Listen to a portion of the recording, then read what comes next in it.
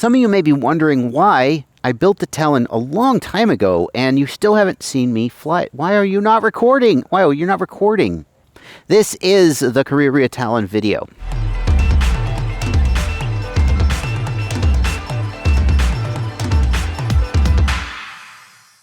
I'm Joshua Bardwell, and you're going to learn something today. Today, you're going to ride along with me as I take my very first flight of the Karearea Talon racing drone. Some of you may be wondering, in fact, I know that you're wondering because you've been asking me on YouTube and Facebook, why haven't I flown it yet? You haven't seen it on my channel. I built it a long time ago, and I haven't done any flight video. And some of you have wondered if there's something like wrong with it. Oh no. But no, don't.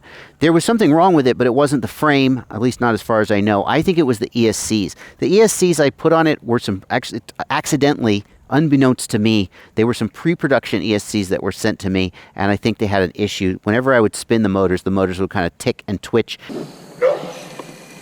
So as I raise the throttle, you can hear the motors are having some kind of a problem with twitching. And they would spin, but then bad things happen. And I just rebuilt the whole freaking thing. So for those of you who were super mad about me putting the HDLRC flight controller on it and I didn't use a 4-in-1 ESC, well, you...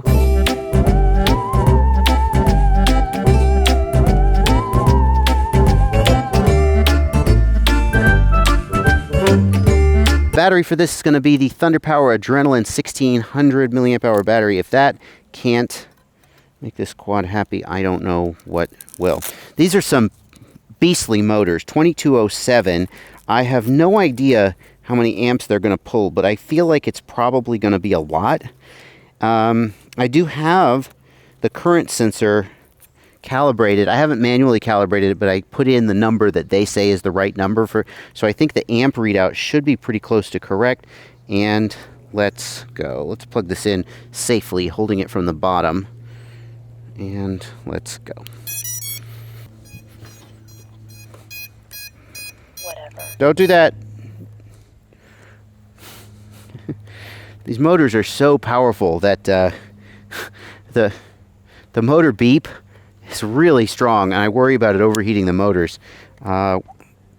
Something worth keeping in mind, if you use motor beeps, you may say, well, don't sting me. Don't sting me, wasps. As you can hear there, I am using D-Shot motor beeps to let my motors do the beeping because there isn't a buzzer installed on this quad. I've got a video about how to do that. I'll put a link in the upper right in the cards for this video, and you can check that out if you want to set that up on your quad. But one thing to keep in mind is that the motor beeps do heat the motors up, some motors more than others. And on these big old 2207 motors with massively strong magnets, in fact, the magnets there's a patent on the design of these magnets for these Finex motors, if you can believe that. I haven't checked it, but I worry that they would get pretty hot. So maybe you say, well, okay, just don't, look how loud that is. Just don't let it run for too long and you'll be fine. But I just plugged the quadcopter in with the transmitter turned off and the quad went into fail-safe, which meant it just was beeping all the time, which means if you crash or if you go into fail-safe and like you can't get to your quad quickly, you better watch to make sure it doesn't overheat and smoke your motors. That's something to keep in mind. Maybe I'll mention that to the devs. Now, we're going to be using the FPV feed for this because it doesn't have a high-def camera on it right now, because if I had put a high-def camera on it, you guys would have crucified me saying, oh, that's not how you're supposed to fly it. It's too heavy. It doesn't fly right. So bear in mind, it does have a little whip antenna. It doesn't have a circular polarized antenna, and that may affect the range. Well, it will affect the range, but we'll see how it goes.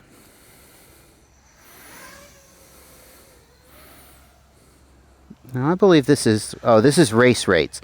So I have about 300 degrees per second on pitch, roll, and yaw. So we're not going to be seeing a bunch of freestyle nonsense.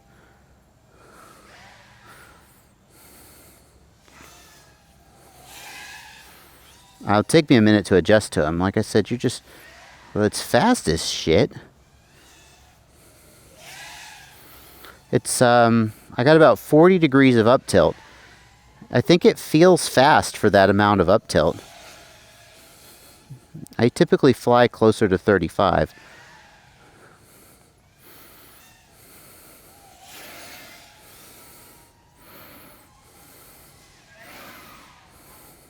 Wow.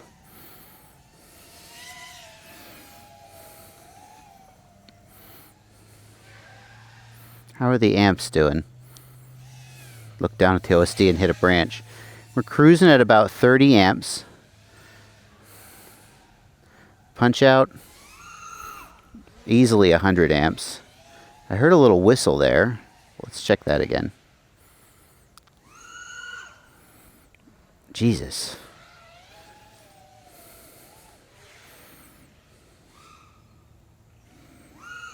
$120 amps there. So yeah, we're pulling a ton of, yeah, on big punches, we're pulling a ton of power. Let's, I want to try a different antenna. And also, this is the True D. I want to try a different antenna. I am getting a lot of glitching. I think that's because I'm using the linear antenna, though. Motors are not excessively hot. That was default PID, so of course it hasn't been tuned. Let me get another antenna.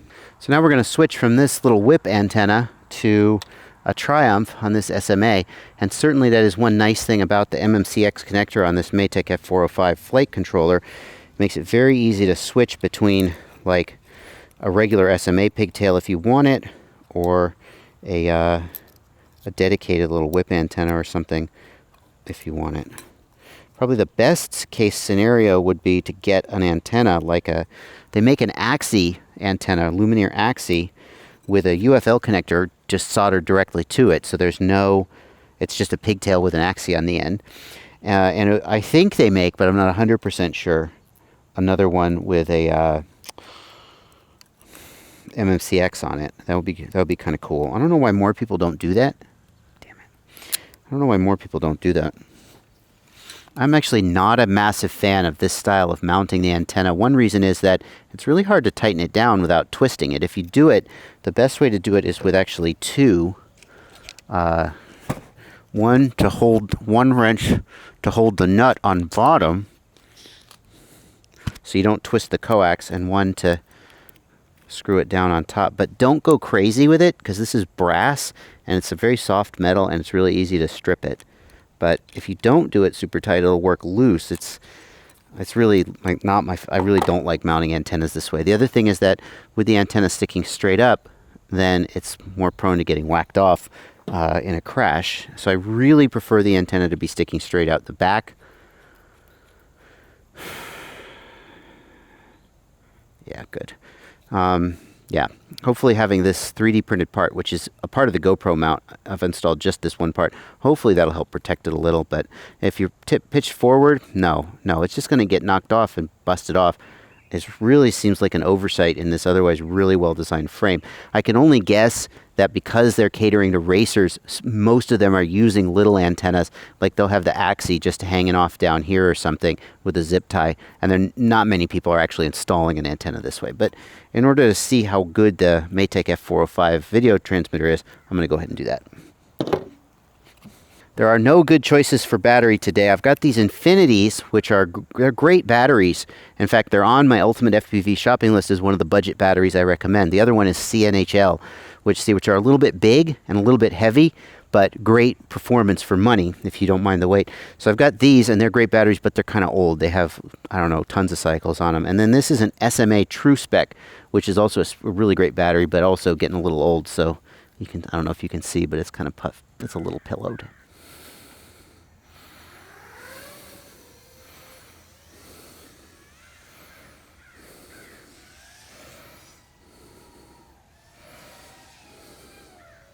The video is much better, as you can see.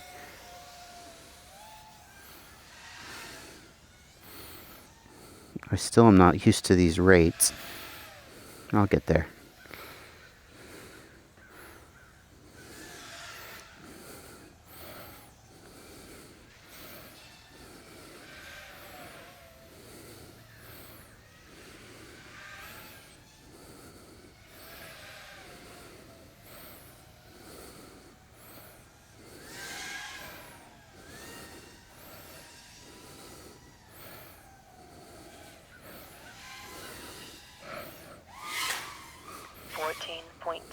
Volts. Still up. I'm still up.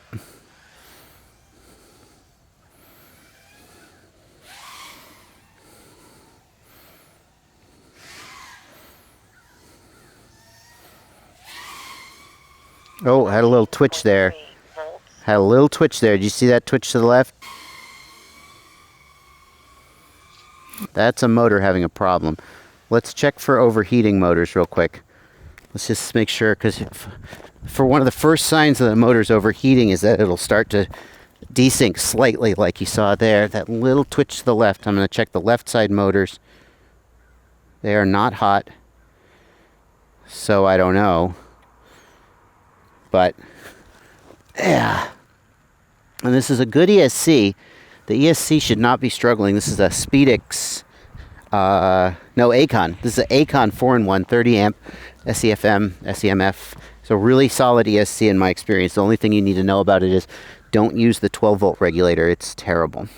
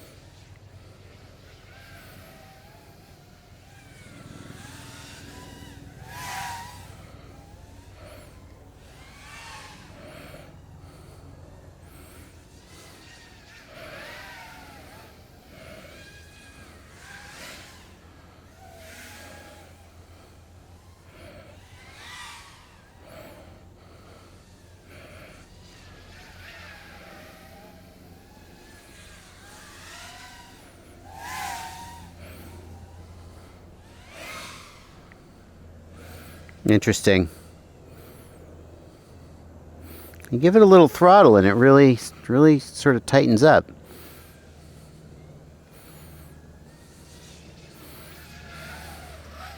There's that twitch again. Yeah, there's a twitch again.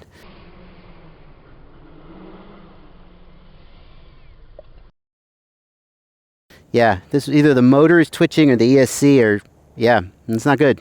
FYI, the very first thing I would do in response to the twitches that you're seeing there, and I don't know if the mic picked it up, but maybe hearing, the very first thing I would do is add a capacitor. I don't install a capacitor as a matter of course on all my quads, but if I start to see things like that are indicative of noise, I'm going to add a capacitor.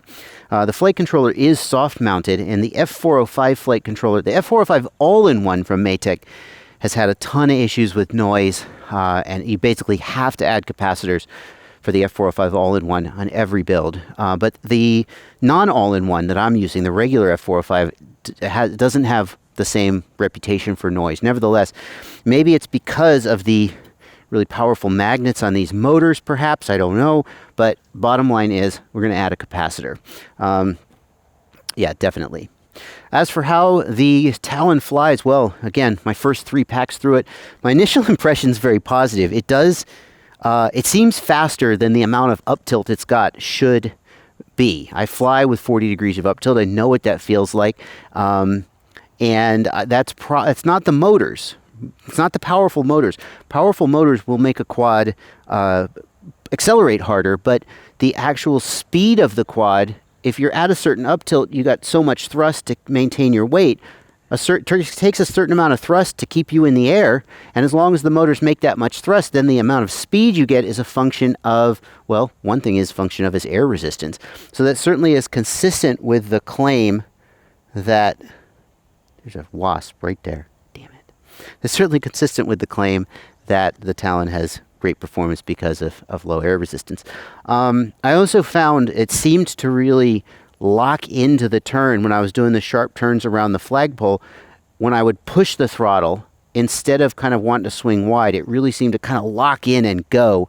And there's been a theory that's floating around. Some people, I think, have tested it about, what do they call it? They're putting vertical plates underneath their quad like a rudder, right? Like a keel on a ship, so that as they turn, it sort of keeps them tracking and provides air resistance to keep them on line. And it's certainly possible that the horizontal arms here, the vertical arms rather, are having some of that effect. I don't know. That's just a conjecture. But very, very nice flying quad. You'll see more reviews of it and more flight of it. In fact, I'm taking it to our local race day tomorrow to put it through its paces. We'll see how it flies, and I'm going to add a capacitor to it. That's going to do it for this video. Thank you so much for watching. I'm so glad I could finally get some flight video of the Karearea Talon. Yay for you! And happy flying.